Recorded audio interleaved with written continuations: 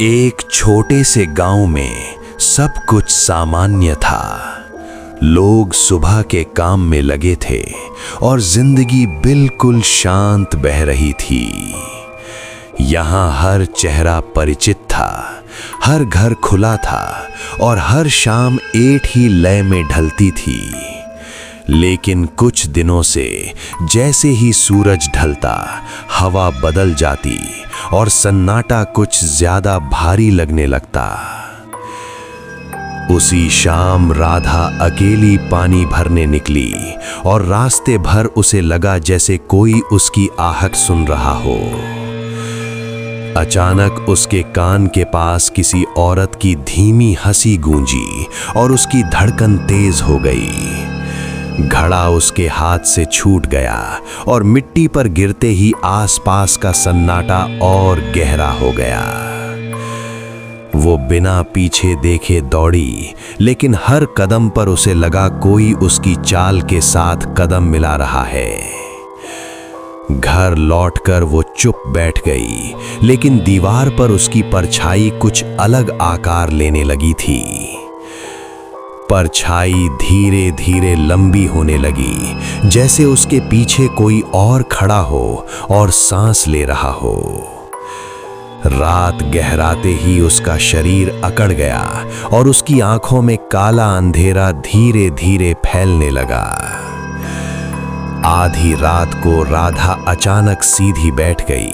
उसकी गर्दन टेढ़ी थी और आंखें किसी अनजाने को देख रही थीं। उसकी पुतलियां फैलती चली गईं और उनमें किसी और औरत की परछाई साफ दिखाई देने लगी। घर के अंदर अजीब हलचल शुरू हो गई और खिड़कियों से परछाइयां ऐसे हिलने लगीं जैसे तूफान कैद हो। अचानक उसका शरीर बिस्तर से ऊपर उठ गया और कमरे की हवा बर्फ जैसी ठंडी हो गई। उसके होंठ खुले, पर आवाज उसकी नहीं थी, कोई और उसकी सांसों से बोल रहा था। उसी समय पूरे गांव में अजीब बेचैनी फैल गई। मंदिर के दीपक अपने आप कांपने लगे। पुजारी के हाथ से घंटी छूट गई और बिना छुए वो तेजी से बजने लगी।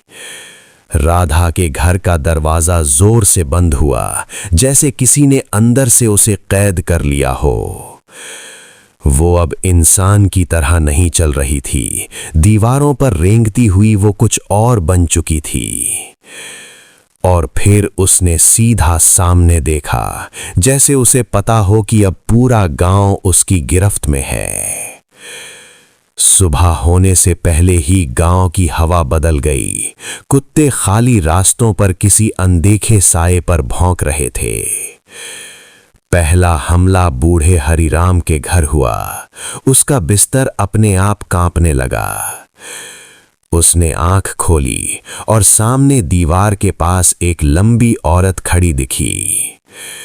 वो साया अचानक उसकी ओर बढ़ा और पलक झपकते ही हवा में गायब हो गया।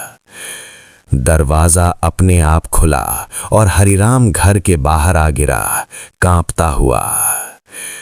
गांव वाले इकट्ठा हुए, पर हरिराम सिर्फ एक ही नाम दोहरा रहा था, राधा। सबकी नजर अब राधा के घर पर थी, जहां अजीब सी सन्नाटे की दीवार खड़ी थी। अंदर राधा चुप बैठी थी, लेकिन उसके चारों ओर हवा जैसे जिंदा होकर घूम रही थी। उसने धीरे से सिर घुमाया और उसकी एक आंख अब पूरी तरह काली हो चुकी थी। और उसी पल मंदिर की घंटी फिर गूंजी, जैसे कोई अदृश्य शक्ति पूरे गांव पर हक जमा रही हो।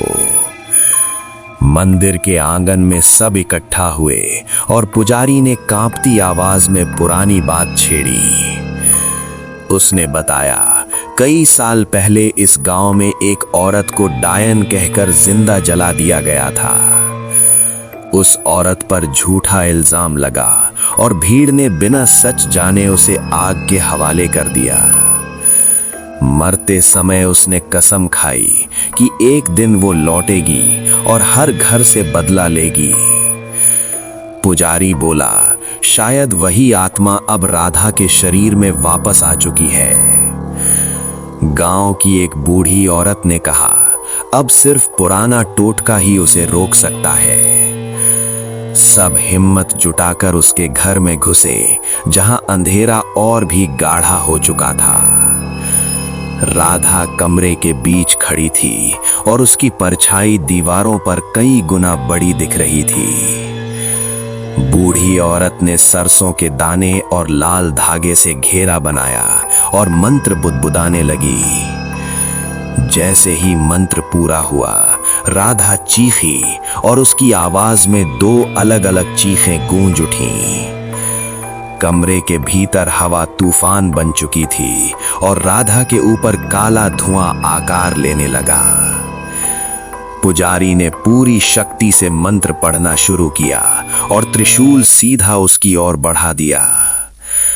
अचानक घेरा टूट गया और राधा जमीन से ऊपर उठकर पागलों की तरह हंसने लगी।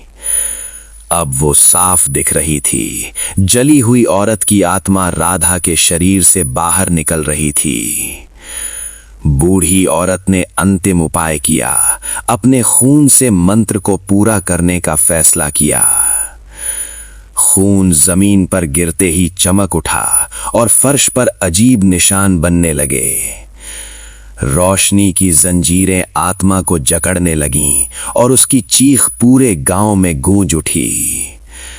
धीरे धीरे उसका चेहरा राख में बदलने लगा और हवा में घुलता चला गया। कुछ ही पलों में सब शांत हो गया, जैसे तूफान कभी आया ही नहीं था। राधा ने आंखें खोलीं। वो सामान्य थी, लेकिन दीवार पर एक साया अब भी बाकी था। अगली सुबह गांव फिर सामान्य दिखने लगा, जैसे रात का डर बस एक सपना था। राधा अब ठीक थी। उसकी आंखों में फिर से वही मासूमियत लौट आई थी, लेकिन एक पल के लिए उसकी पुतली में फिर वही काली चमक झलकी। मंदिर के पास पीपल के पेड़ पर कुछ नए निशान उभर आए थे।